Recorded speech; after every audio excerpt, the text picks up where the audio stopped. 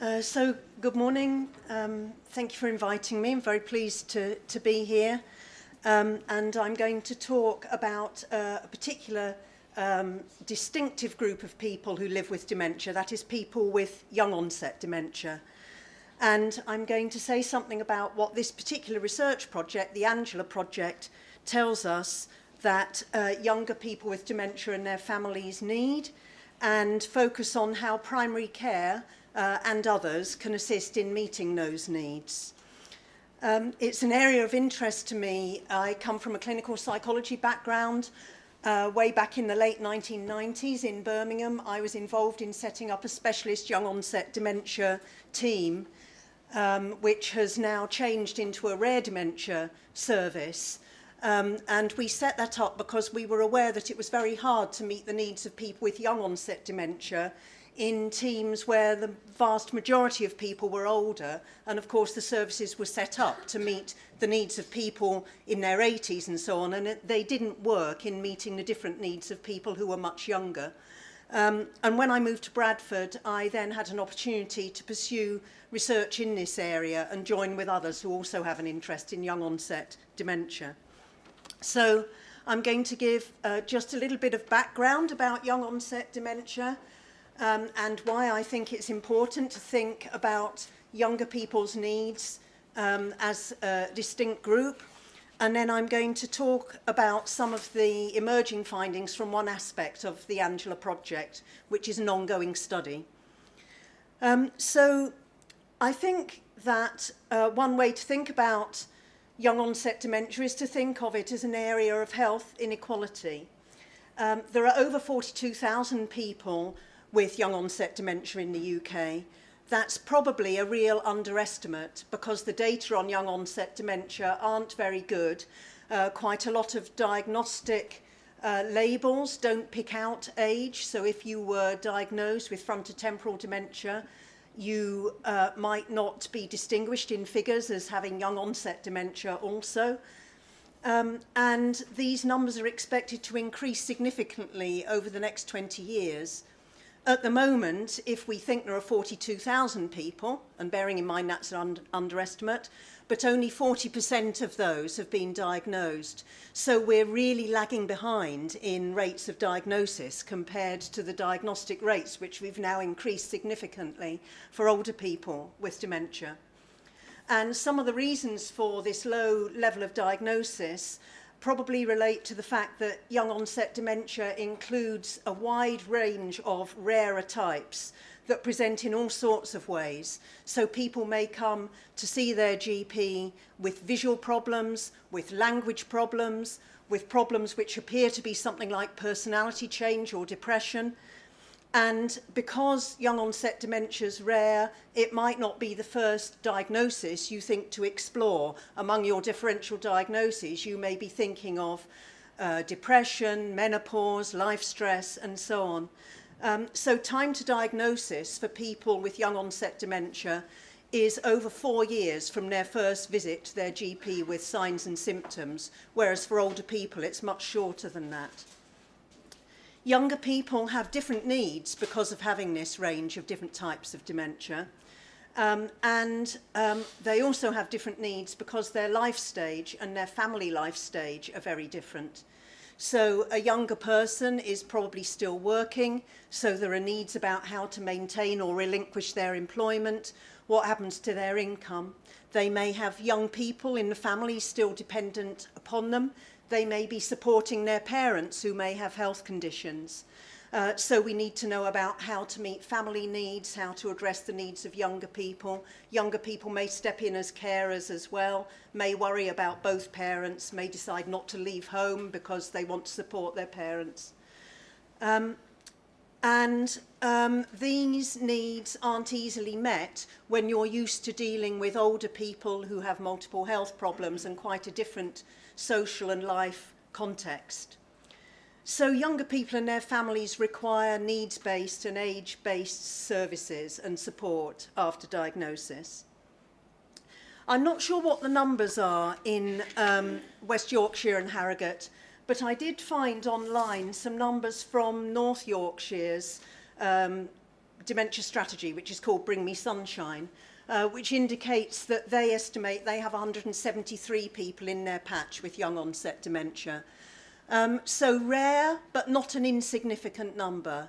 You know, quite a substantial number of people and families being affected by dementia with a young onset. So the Angela Project is a research study which involves several universities. It arose from a group called the Young Dementia Network. I sit on the Young Dementia Network's National Steering Committee as a researcher, but on that committee we have a range of clinicians, people living with young onset dementia, carers, commissioners, policymakers. And we felt that we needed some better research about young onset dementia so that when we're arguing for better services, we can give the sorts of facts and figures that are needed. And we applied for and were successful in getting money to run this study. The one work stream addresses diagnosis, and that's led from UCL, and the other work stream addresses post-diagnostic care, and that's led by myself with colleagues at University of Bradford, and in particular Jenny Lafontaine and Vasilis Stamu are the researchers who've been working on this project. And when in our post-diagnostic work stream, we've had a range of activities.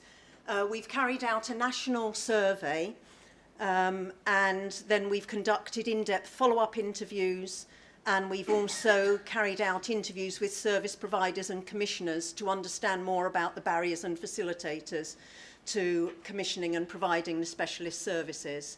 And we hope that from this is going to come some sound and useful good practice guidance. But all I'm going to do today is to tell you a bit about the findings coming out of some of the qualitative responses to the survey. So this survey was disseminated nationally. We had a number of NHS trusts involved, including in Yorkshire and Humber. And we also disseminated it through a link that many third sector bodies advertised. We had almost 300 responses, which is a very good sample size for working with young onset dementia. And we decided to focus on the positive. So there's been a lot of rehearsal of how lacking services are for younger people, and a lot of rehearsal of the poor services. But we felt there must be good services, and we knew there were good services. So we thought, let's find out what people report as good services, and let's try and learn from that how we can spread the good services more widely. So we got almost 900 examples of positive service experiences from people living with young onset dementia and family members. We did this within the survey by simply asking for some free text responses. What positive service experiences did you have around the time of diagnosis? What positive service experiences did you have within the year following diagnosis? And the same question again for the period after that first year up to the present time. And we analysed those thematically, and we looked at how the service was provided in a way that made it positive and why that service appeared to be positive.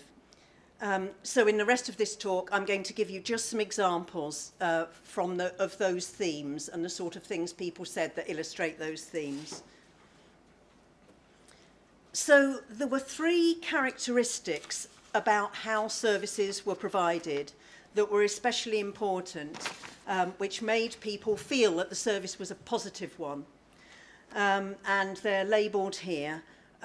So sensitive engagement, services that engendered a sense of security, and services that were accessible and responsive. I don't think those would surprise you, but it's interesting to see how they're operationalised by people responding to the survey. So in terms of engendering a sense of being sensitively engaged in services, what seemed to be important was that the person felt really actively listened to, and that they had a straightforward, honest response, which didn't gloss over, but which took people's concerns seriously. And you can see here an example where this person says, my GP has been very helpful. He gives me time to explain myself because I get very mixed up when I try and talk. Words get confused and I waffle. I tend to write things down in advance and read them to him before we discuss why I've gone in detail. And he seems to understand this is how I need to work now. So that personal understanding that someone has a variant of dementia that affects their language production, and that accommodation and patience to listen and to really work to understand what the issues are has made all the difference to this person feeling they have a positive service. In terms of being accessible and responsive, services needed to be timely. They preferably needed to be geographically close by. They needed to be holistic in thinking not only about the person, but also about a caregiving partner and family, if there were a partner and family. And they needed to be collaborative.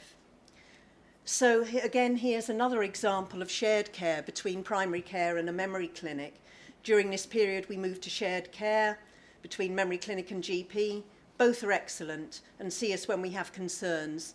They liaise and coordinate in terms of our joint care and very much treat us as a couple who both need support and help.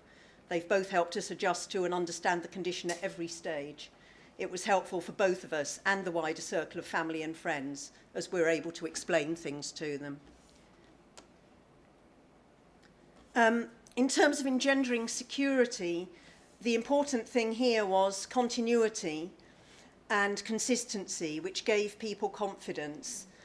And I think primary care, you're in a very powerful position to offer that consistency. And when it worked well, it worked really well. And you can see here someone saying that the GP was the most significant person, giving me time to talk over my memory problems. I can see him when I need to. And underneath you can see a daughter talking about her mum and how the practice is arranged that the same GP will see the mum and that they'll see the mum every 2 months unless something comes up in between. So a really good function in terms of consistency. So I'm going to say something about 4 principal needs these positive services met. One was a need to feel, we've called it held and supported. Another was a need to feel empowered. The third was a need to help the person live well with the diagnosis, which relates quite well to Catherine's talk. And the fourth was a need for someone to feel a sense of togetherness in their relationships. GPs and primary care seem to be particularly important in the top 2 of these. So I'll give examples from those top 2. So in terms of being held and supported, you can see that in this example, the respondent gave examples from the first and the second and the third time period. All 3 relate to GP input. And right across the trajectory, the person felt the GP was holding their anxiety and responding as their needs changed. And in terms of empowerment, there are 2 examples here. The bottom one shows a GP taking steps to just make that life that little bit easier for the person with dementia in a way that reduced the burden on them and helped them retain their independence better. So they say the GP issued medical exemption charge for prescriptions and shortened the process of collection. This means prescriptions go to pharmacy automatically to be dispensed and only require 1 collection a month. And those are the words written by someone with young onset dementia who, must be a reasonably sophisticated person using that abbreviation for prescription, but you can see how that small step made life easier for them. And the top one's a GP who's developed young onset dementia and says, as I was a GP myself, I was treated as a fellow professional, which I appreciated. I understand the medical terms and I'm very much aware of dementia. The MRI showed white patches, not Alzheimer's. Great relief, but future uncertainty. It was useful for me and my husband. GP referred me on my request, both psychiatrists and psychologists, excellent, professional and supportive. So again, you can see the joined up service, but you can see the empowerment that comes from having that information at a level that matched what the person wanted to know about their scan. So the conclusions I start to draw from this in terms of primary care input are that primary care is really the essential starting point of the young onset dementia care pathway. And where staff engage sensitively and are responsive and give continuity, the services are really experienced as positive. And GPs can be very central in enabling people with young onset dementia to feel held and supported, to be empowered, and can also help people live well. These 7 themes also apply to other professional groups and to specialist services, and I've focused on extracts about GP services here because of your day being focused on primary care. But in terms of thoughts to take away, I was thinking, you know, do you have any patients with young onset dementia or possible young onset dementia in your practice? And how well do you feel you fulfil these how and what aspects of good practice provision? What sort of young onset dementia pathway do you have locally? Is it distinctive? And if you need any further information or connections, Young Dementia UK is a very good source. And on your tables, I have put, you have in black and white, a leaflet that has come from work of the Young Dementia Network, specifically designed for GPs to help in decision making and to think whether there are, oh, it's not in black and white, it's in colour, to think whether there are red flags that might alert you to the presence of young onset dementia as a starting point for providing support. So thank you for listening.